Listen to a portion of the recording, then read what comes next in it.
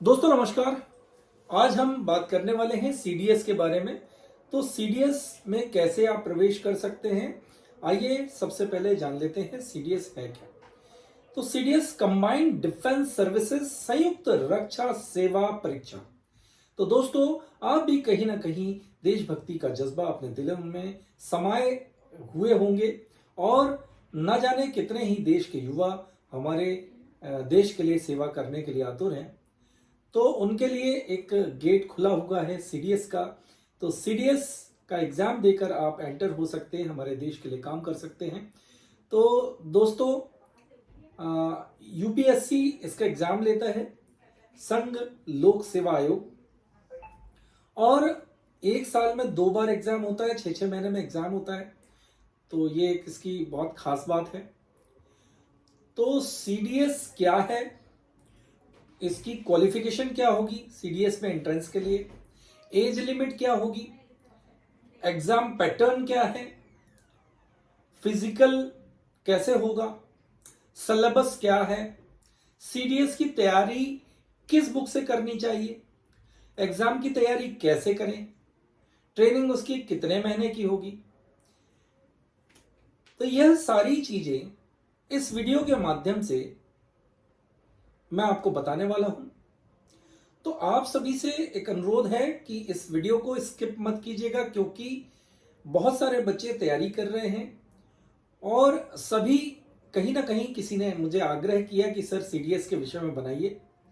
तो सीडीएस के विषय में यह वीडियो की संपूर्ण जानकारी आपके बीच लेकर आ रहा हूं। देखिएगा तैयारी कैसे करना है और किस तरह से कौन सी बुक का सहयोग लेकर आप आगे बढ़ सकते हैं। फ्रेंड्स, हम बात कर रहे थे सीडीएस में क्या क्वालिफिकेशन वाले व्यक्ति बैठ सकते हैं। तो आइए देखते हैं, शुरुआत से शुरू करते हैं इसको। एजुकेशन क्वालिफिकेशन क्या होनी चाहिए आपकी सीडीएस के लिए। तो इंडियन मिलिट्री एकेडमी आईएमए में व्यक्ति ग्रेजुएशन होना बहुत आवश्यक है। उसके बाद दूसरा, अगर हम बात करें इंडियन एयरफोर्स एकेडमी में टेक्निकल से ग्रेजुएशन होना बहुत आवश्यक है। उसके साथ ही साथ अब हम बात करेंगे आईएनए इंडियन नेवल एकेडमी में 12th आपका पीसीएम से होना चाहिए, फिजिक्स केमिस्ट्री मैथ से आपका 12th होना चाहिए, या फिर आपने बी या बीटेक अगर कर रखा है तो वह भी इसमें पार्टिसिपेट कर सकते हैं। और इसके बाद आता है ऑफिसर ट्रेनिंग एकेडमी ओटीए। तो जनरली इसमें महिलाएं पार्टिसिपेट करती हैं, पर कुछ पुरुष कैंडिडेट भी इसमें पार्टिसिपेट करते हैं। और इसकी भी जो एजुकेशन है, ग्रेजुएशन आपका होना अनिवार्य है। ये तो हो गई अपनी क्वालिफिकेशंस की बातें कि क्या क्वालिफाइड होगा व्यक्ति तो वह पार्टिसिपेट कर सकता है। अब हम बात करेंगे एज की, कि किस एज ग्रुप के व्यक्ति सीडीएस को दे सकते हैं। तो इसमें इंडियन मिलिट्री एकेडमी आईएमए को जो व्यक्ति दे सकते हैं उनकी मिनिमम आयु 19 वर्ष होनी चाहिए और मैक्सिमम 24 वर्ष। इसी तरह अगर हम इंडियन नेवल की बात करें, आईएनए की हम बात करते हैं, तो 19 साल मिनिमम और 22 साल मैक्सिमम। अब हम एयरफोर्स की बात करते हैं, एयरफोर्स एकेडमी की, IAFA इंडियन फोर्स एकेडमी। तो इसमें 20 वर्ष मिनिमम और 24 वर्ष मैक्सिमम आयु आपकी होनी चाहिए। और अब ऑफिसर्स ट्रेनिंग एकेडमी ओटीए में जो एज आपकी होनी चाहिए वह मिनिमम 19 वर्ष और मैक्सिमम 25 होनी चाहिए। अब इसमें हम अगले पड़ाव में चलते हैं। अब बात करते हैं कि एग्जाम पैटर्न कैसा होता है, किस तरह से क्वेश्चंस आते हैं, अब उसकी चर्चा कर लेते हैं। तो इसमें तो 2 तरह से एग्जाम का पैटर्न इसमें डिवाइड किया गया है एग्जाम को, रिटन और इंटरव्यू। तो अभी हम बात कर लेते हैं रिटन की, जिसमें कि इंग्लिश, जीके और मैथ्स 3 चीजें पूछी जाती हैं। तो इंग्लिश का जो क्वेश्चंस होते हैं, कितने क्वेश्चन होते हैं, कितने मार्क्स के होते हैं, टाइमिंग क्या होती है, उसके विषय में बात कर लेते हैं।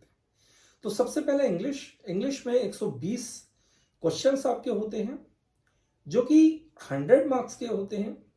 टाइमिंग इसमें 2 आवर्स होती है। उसके बाद हम सेकेंड पेपर जनरल नॉलेज की बात करते हैं।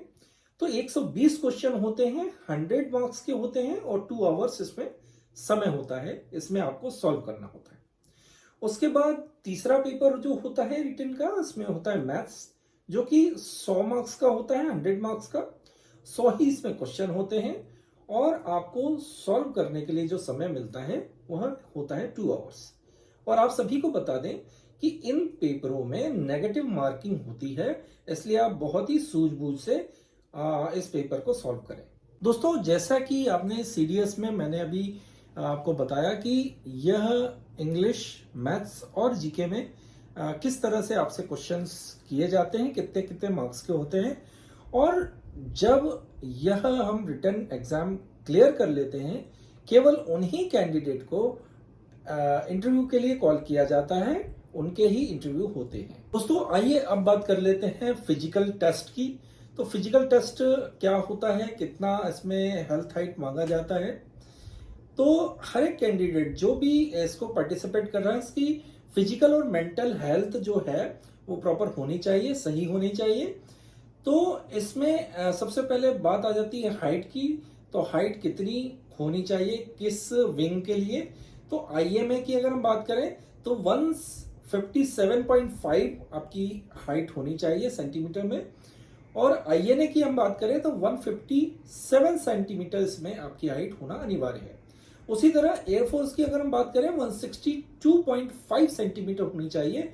इससे कम अगर आपकी हाइट है तो इसमें आप एप्लीकेबल नहीं है, इसको आप नहीं भर पाएंगे। तो कुछ जगहों के कैंडिडेट जो हैं उनको छूट मिलती है, पर केवल 2 विंग के लिए छूट मिलती है, आईएमए और आईएनए, इंडियन मिलिट्री एकेडमी, और आईएनए इंडियन नेवल एकेडमी में आपको जो है छूट मिल सकती है। जो नागालैंड के निवासी हैं उनको इसमें छूट मिलती है, और भी 1-2 जगह के लोग हैं जिनको इसमें छूट दी जाती है। उसके साथ ही साथ अब हम मेडिकल की बात करते हैं। तो मेडिकल में आपका क्या क्या चेकअप होने वाला है, आइए देखते हैं।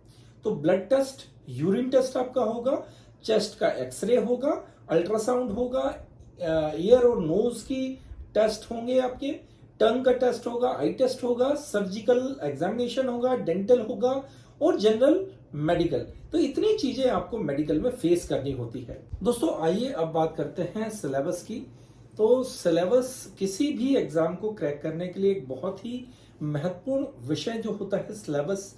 इसमें आपको पता होना चाहिए कि क्या पूछा जाना है और कौन सी चीज कितने नंबर की पूछी जाने वाली है। तो सबसे पहले हम बात करते हैं इंग्लिश की। तो sentence formation, error correction, spelling and word choice for phrase, translation, sentence type, synonyms, antonyms, idioms, etcetera. तो ये हो गई इंग्लिश की बात। अब हम बात करेंगे जनरल नॉलेज की। जनरल नॉलेज में क्या क्या चीज पूछी जाती है, आइए देखते हैं। हिस्ट्री, ज्योग्राफी, पॉलिटिक्स, इकोनॉमिक्स पूछी जाती है। उसके बाद साइंस एंड टेक्नोलॉजी के क्वेश्चंस होते हैं, स्पेस के क्वेश्चन होते हैं, जनरल साइंस एटसेट्रा। तो ये हो गई जनरल नॉलेज की बात। अब हम मैथ्स की बात कर लेते हैं। मैथ्स में क्या क्या पूछा जाता है। एलिमेंट्री मैथ्स की अगर हम बात करें तो अर्थमेटिक, ट्रिग्नोमेट्री, जियोग्राफ, आपका जियोमेट्री, लॉजिक्स के कुछ क्वेश्चंस होते हैं और जियोमेट्री इक्वेशन के कुछ क्वेश्चंस होते हैं और इंटरेस्ट के कुछ क्वेश्चंस होते हैं। तो ये तो हो गया आपका सिलेबस के विषय में।